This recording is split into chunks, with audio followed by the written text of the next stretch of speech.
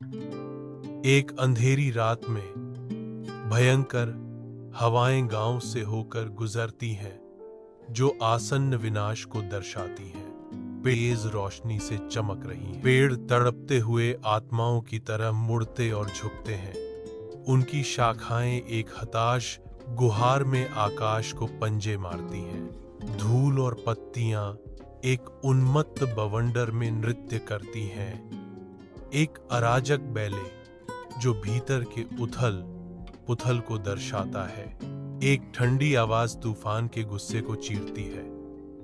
वे कहते हैं कि जब संकट गहराता है, जब उत्पीड़न अपनी सीमाएं पार कर जाता है, फिर ब्रह्मांड की माँ दुर्गा अपने भक्तों को बचाने के लिए विभिन्न रूपों में प्रकट होती है। सुहानी अपनी बीमार माँ रामदुलारी के बगल में बैठी है। उसकी कोमल सिसकियां अनकहे डर से भरे कमरे को भर रही हैं। एक पुरानी घड़ी की लयबद्ध टिक टिक भारी चुप्पी को विराम देती है। हर टिक समय के फिसलने की एक स्पष्ट याद दिलाता है। रामदुलारी ने अपनी बेटी को कमजोर रूप से दिलासा दिया, बिटिया मत रो, सबका मालिक ऊपर बैठा है। माँ कालरात्रि सब देख रही है, वो हमारी रक्षा करेंगी। आंसू उसके चेहरे पर बहते हुए सुहानी अंधेरे में विनती करती है, माँ कालरात्रि। देवी कालरात्रि अपने भयंकर रूप में विराजमान है। अगर आप हैं तो मेरी माँ को बचा लीजिए। मैं अपना सब कुछ न्यौछावर कर दूंगी। जमींदार ठाकुर गांव के आंगन में प्रवेश करते हैं।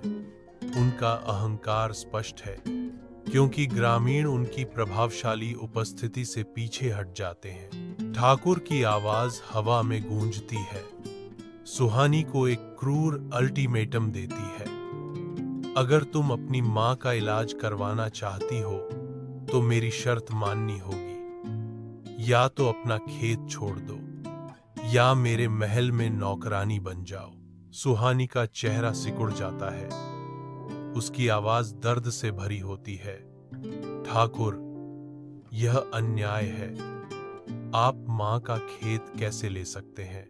ठाकुर व्यंग्य करता है। उसके शब्द धमकी से टपकते हैं। अन्याय?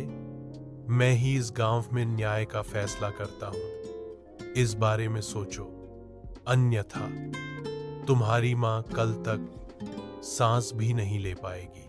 अपने घर की शांति में सुहानी एक दिया की टिमटिमाती लौ के सामने घुटने टेकती है।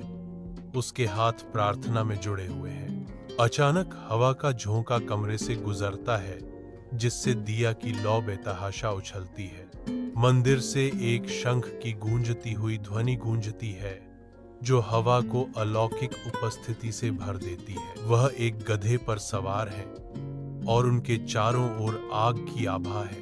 Her voice trembling with conviction, Suhani implores, माँ कालरात्रि, आज आपकी परीक्षा है। अगर आप सच में मेरी माँ की रखवाली करती हैं, तो मुझे अन्याय से लड़ने की शक्ति दीजिए। गांव चौपाल में सुहानी ठाकुर दृढ़ता से खड़ी है। उसकी आवाज सुबह की हवा में गूंज रही है, क्योंकि ऊपर गरज के साथ बादल मंडरा रहे हैं। मंदिर की घंटियां दैवीय आदेश से बजती हैं। उनकी आवाज जमा हुए ग्रामीणों की डरावनी फुसफुसाहटों के बीच से गुंथी जाती है। सुहानी की चुनौती तनाव को चीरती है। ठाकुर, आज से तुम्हारा आतंक खत्म। ये खेत हमारी माँ कालरात्रि की धरोहर है। इन्हें छूने की हिम्मत की तो तुम्हें उसी क्षण विनाश मिलेगा। ठाकुर उसके दृढ़ संकल्प से हिलकर अविश्वास और भय में फुसफुसाते हैं, लड़की, तू मुझे धमका रही है? जानती है मैं कौन हूं? खेतों से भागने से पहले। ठाकुर के जाने के बाद रामदुलारी के लिए एक चमत्कारी सुधार शुरू होता है। उसका चेहरा धीरे धीरे रंग और जीवन शक्ति वापस पा रहा है। एक उज्जवल मुस्कान रामदुलारी के चेहरे को रोशन करती है, जो उसकी राहत और नई ताकत का प्रमाण है। सुहानी की आंखों में आंसू भर आते हैं क्योंकि वह अपनी मां के परिवर्तन को देखती है। राहत और आश्चर्य के मिश्रण से अभिभूत रामदुलारी की आवाज भावना से कांपती है। बिटिया देखो, मेरा शरीर हल्का हो गया है। मां कालरात्रि ने हमारी सुन ली। सूर्य के नीचे पूरा गांव मंदिर में इकट्ठा होता है।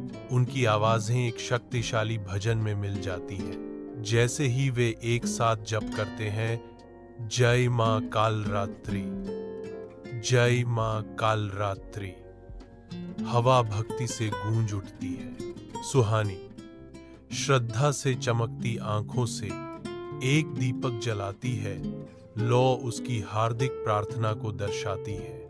गहरी भावना से सुहानी मूर्ति के सामने झुकती है। उसकी आवाज कांपती है जब वह कहती है, हे मां, आपने मुझे साहस दिया, मेरी मां को जीवन दिया और गांव को न्याय दिलाया। सुहानी की आवाज कृतज्ञता से भरी हुई, आपकी महिमा अनंत है।